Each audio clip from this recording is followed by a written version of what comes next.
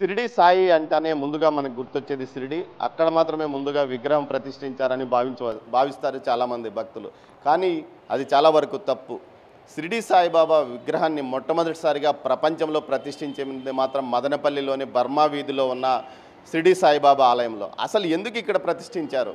సాయిబాబా ఎక్కడో మహారాష్ట్రలో ఉన్న స్వామివారిని ఇక్కడ ఎందుకు ఈ స్థానికులు పూజించారు? దీనికి ఏం కారణం? మొత్తం మీద ప్రస్తుతం మనం మదనపల్లిలోని బర్మా వీధిలోని షిరిడి సాయిబాబా ఆలయంలో ఉన్నారు.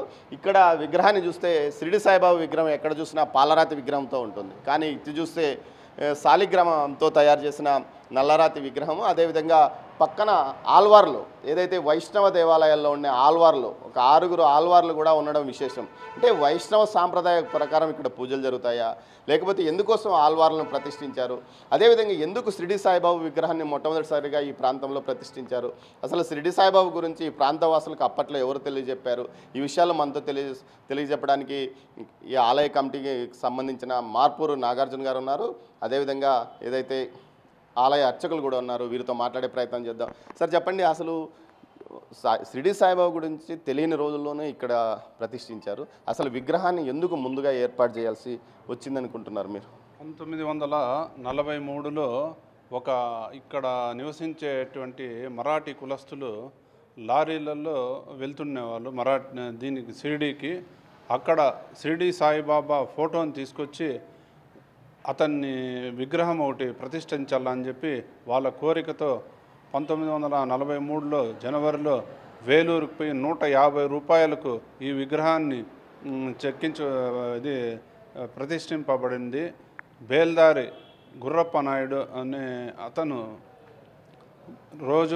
అతను బేల్దారి పని చేసుకుంటూ విరామం సమయంలో ఈ యొక్క గుడికి పునాదులు వేసి దినదిన అభివృద్ధి చెందే విధంగా గుర్రప్ప నాయుడు, రాటికొండ శ్రీరాములు నాయుడు, రాటికొండ గోపాల్ నాయుడు, బోయపాటి గోపాల్ నాయుడు వీరి ఆధ్వర్యంలో ఈ యొక్క ఆలయము ప్రతిష్ట జరిగినది. 1999 నుండి బాగా అభివృద్ధి చెందింది, దినదిన అభివృద్ధి చెందింది. ప్రస్తుతం ఇక్కడ ప్రతిరోజు అభిషేకాలు, పూజలు నిర్వహించబడుతున్న ప్రతి గురువారము అన్నదాన కార్యక్రమం జరుగుతున్నది. ఈ విశేషమైన ఆదరణ కలిగిన ఈ గుడి ప్రపంచంలోనే మన ఇండియాలోనే మొట్టమొదటిగా స్థాపించిన దానికి మన మదనపల్లి వాసులుగా మేము గర్విస్తున్నాము. ఇది మనకు మంచి అవకాశము. ఎవరో ఎక్కడో ఉండే విగ్రహాన్ని ఫోటో తెచ్చి ఈ మన మదనపల్లిలో దానికి రూపకల్పన కల్పించి ఈరోజు ఈ విధంగా జరుగుతుందంటే వాళ్ళకు గడిచిన వాళ్ళు ఇప్పుడు వాళ్ళు లేరు, వాళ్ళు లేరు. ఇప్పుడు ఏదైతే ఆలయం నిర్వహణ అంతా కరెక్ట్గా జరుగుతుంది, 1800 శతకంలో ఇది షిరిడి సాయిబాబా చనిపోయినాడు. అప్పట్లో పూజలు షిరిడి సాయిబాబా భక్తులు ఉండేవాళ్ళ ఇక్కడ ఏమన్నా ఈ విగ్రహం పెట్టకముందు కూడా? లేరు.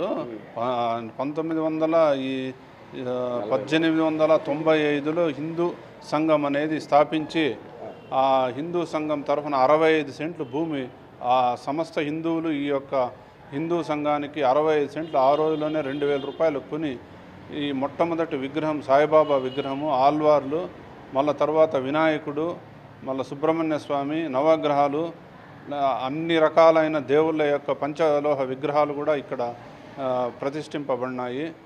ప్రతిరోజు వందలాది మంది భక్తులు, గురువారం రోజు వేలాది భక్తులు వస్తున్నారు.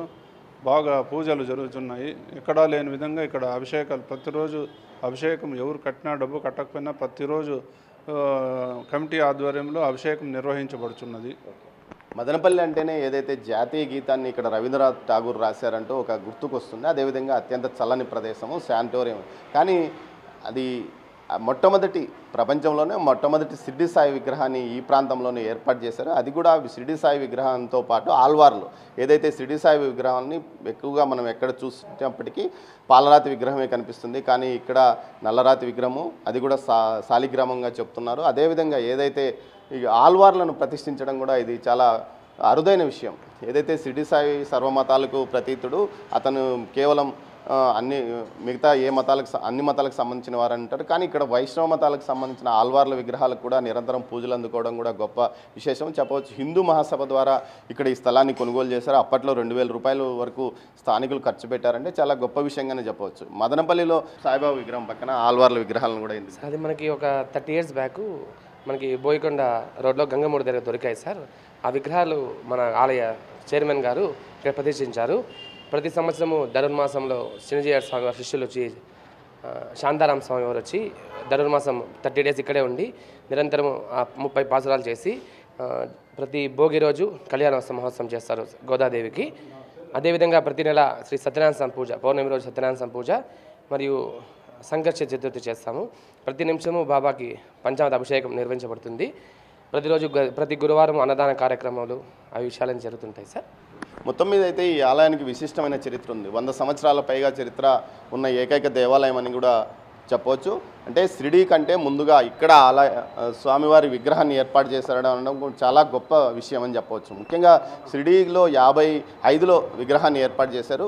ఇక్కడ 43లోనే షిరిడీ సాయి విగ్రహాన్ని ఏర్పాటు చేశారు. అది కూడా పూర్తిగా హిందూ సాంప్రదాయంలో ఇక్కడ పూజలు నిర్వహిస్తున్న పరిస్థితి మనకు కనిపిస్తుంది. గతంలో ఏదైతే షిరిడీ విగ్రహం ఏర్పాటు చేసే వరకు అక్కడ సమాధికి మాత్రమే పూజలు నిర్వహించారు. కానీ విగ్రహానికి ఇక్కడ పూజలు నిర్వహించడం ఇక్కడ నుంచే ప్రారంభమైందని చెప్పవచ్చు.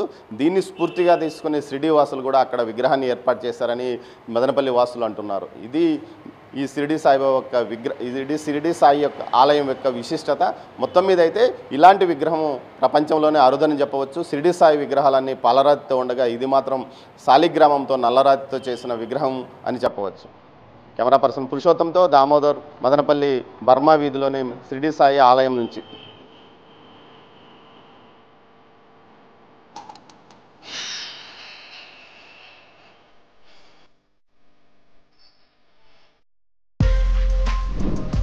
For more videos like this, subscribe Big TV channel.